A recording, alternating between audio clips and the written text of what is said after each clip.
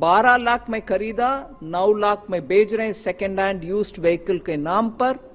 On the margin is only this 18% is being put, as would be for any used car. So it is on the margin, not on the entire amount at which the car is being sold. देश की वित्त मंत्री निर्मला सीतारमण की अध्यक्षता में 21 दिसंबर को GST council की बैठक हुई. इस दौरान पुरानी कारों के बेचने से लेकर चावल और किशमिश के दामों पर जीएसटी रेट्स नए सिरे से तय किए गए. बैठक के बाद से सोशल मीडिया पर निर्मला सीतारमण का 39 सेकंड का एक वीडियो क्लिप वायरल हो रहा है. वीडियो में वो अंग्रेजी में अपनी बात रख रही हैं, जिसका हिंदी तर्जुमा है. लेकिन जब चर्चा हुई तो यह खरीदने और बेचने के मार्जिन वैल्यू पर लागू होगा. 12 लाख में खरीदा और 9 लाख में बेच रहे हैं सेकेंड हैंड इस्तेमाल की गई गाड़ी के नाम पर, तो इस मार्जिन पर 18% टैक्स लगेगा. वो चाहे कोई भी इस्तेमाल में लाई गई कार हो, तो ये मार्जिन पर लगेगा, न कि उस दाम पर जिस पर कार बेची गई हो. इस वीडियो को शेयर कर क्या दावे किए जा रहे हैं और इसकी सच्चाई क्या है, इस वीडियो में इसी की पड़ताल करेंगे. वित्त मंत्री के इस क्लिप को लेकर लोगों ने अपने अपने कयास लगाए हैं. इन कयासों में मुख्य सवाल मार्जिन को लेकर है. यूजर्स का दावा है कि उन्हें अपनी पुरानी कार कम दाम में बेचने पर जो नुकसान होगा उस पर भी 18% टैक्स देना होगा. मसलन वीना जैन नाम के एक यूजर ने वायरल वीडियो को शेयर करते हुए लिखा, आपने 12 लाख रुपए में कार खरीदी, उसे आपने 9 लाख रुपए में बेच दिया. अब आपको अपने नुकसान पर 18% जीएसटी देना है. पहले लोग भ्रमित थे, उसके बाद निर्मला जी आकर समझा दी. लोग अब और ज़्यादा भ्रमित हो गए हैं. वीना के इस पोस्ट को लगभग 8 लाख व्यूज़ मिल चुके हैं. इसी तरह के मिलते जुलते दावे कई यूजर्स कर रहे हैं. तो आखिर निर्मला सीतारमण के वीडियो की सच्चाई क्या है? क्या पुरानी गाड़ी बेचने के बाद हुए घाटे पर 18% टैक्स देना होगा? इसकी सच्चाई जानने के लिए हमने जीएसटी काउंसिल की 55वीं बैठक का पूरा भाषण खोजा. इसे वित्त मंत्रालय ने अपने आधिकारिक यूट्यूब चैनल पर 21 दिसंबर 2024 को अपलोड किया था. निर्मला सीतारमण वीडियो में 25 मिनट 30वें सेकंड से इलेक्ट्रिक व्हीकल्स पर अपनी बात रखती नजर आ रही हैं. वो क्या कह रही हैं, सुनते हैं. नया व्हीकल्स ईवी खरीदने में 5% है. Am I right? 5%. पुराने ईवी व्हीकल्स खरीदने का विषय ही आया है. We want to promote EV. GST Council is in favor of EV. Nobody is stopping people from buying EV. मगर used EV खरीदने के समय एक व्यक्ति दूसरे व्यक्ति को सेल करेगा तो कोई नहीं है उसमें. The same thing as 5%. Huh? No GST. Sorry. Used EV,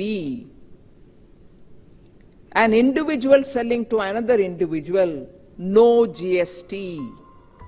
Sitharaman आगे कहती हैं कि जीएसटी काउंसिल के एजेंडे में इस्तेमाल किए हुए और पुरानी ईवी गाड़ियों की बिक्री को 12% से 5% वाले स्लैब तक लाने का सुझाव दिया गया है.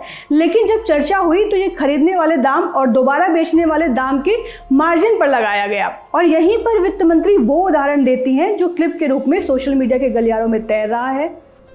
But when the discussions happened,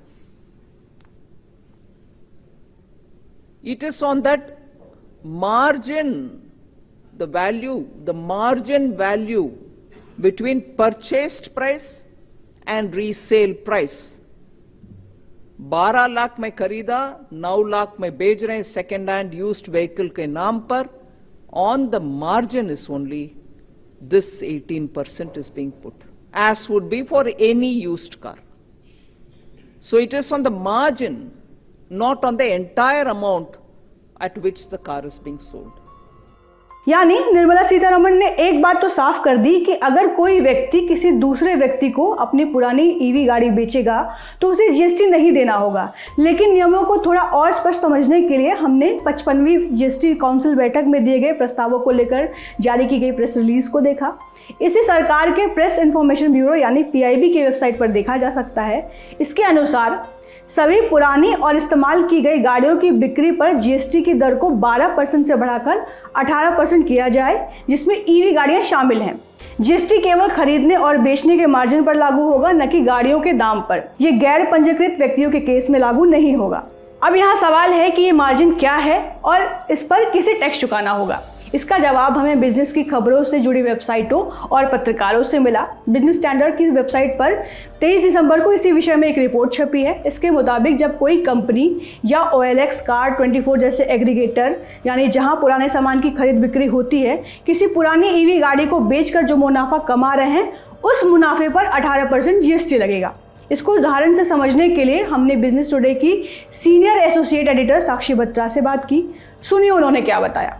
मान लेते हैं कि 12 लाख रुपए की आपकी ओरिजिनल गाड़ी थी, इलेक्ट्रिक व्हीकल। इसे जब आपने किसी कार डीलर को दिया तब आपने इसे 9 लाख रुपए पे दिया। आपने यहाँ पर भी कोई टैक्स नहीं दिया है और कार डीलर ने भी आपसे टैक्स चार्ज नहीं किया है। उनको आपने जो करंट वैल्यू तय हुई आपकी गाड़ी की, जो उस साल की कंडीशन है, उस समय की कंडीशन है, 9 लाख रुपए आए, 9 लाख रुपए आपको मिल गए कार डीलर से।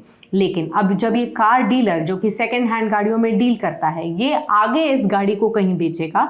मान लेते हैं कि उसने 9 लाख की आपसे गाड़ी खरीदी, लेकिन 1 लाख रुपए का प्रॉफिट कमाने के चक्कर में 10 लाख रुपए की गाड़ी वो आगे बेची, तो आपका जो प्राइस डिफरेंशियल आया ये 1 लाख रुपए का आया। इस 1 लाख रुपए के ऊपर ये 18% तक का GST लगेगा। ये कौन देगा? जो ये गाड़ी डीलर से खरीदेगा, ये 18% तक का GST उस पर्सन को देना होगा। यहां पर आ जाती है कि कंज्यूमर, जो एंड कंज्यूमर होगा, जिसको फाइनली वो गाड़ी गई है कार डीलरशिप से, वो 18% तक का टैक्स देगा केवल 1 लाख रुपए के प्रीमियम पर। ये जो कार डीलर ने आपसे चार्ज किया है, 9 लाख रुपए आपसे लिए, लेकिन 1 लाख रुपए जो उसने एडिशनल अपना प्रॉफिट का कमाया उसके ऊपर लगेगा। तो इसको ऐसे समझ सकते हैं कि GST का खेल कंपनियों, कार डीलरों और एग्रीगेटर प्लेटफॉर्म के केस में आएगा। वो जब किसी की कार को आगे बेचेंगे तब उन्हें मुनाफे पर 18% GST देना होगा। कुल मिलाकर हमारी पड़ताल में ये साफ है कि पुरानी EV गाड़ियों की बिक्री पर लगने वाले GST को लेकर भ्रम फैलाया गया है। इस वीडियो में इतना ही। ये पड़ताल की थी हमारे साथी शुभम ने। अन्य खबरों के लिए देखते रहिए ललन टॉप। शुक्रिया।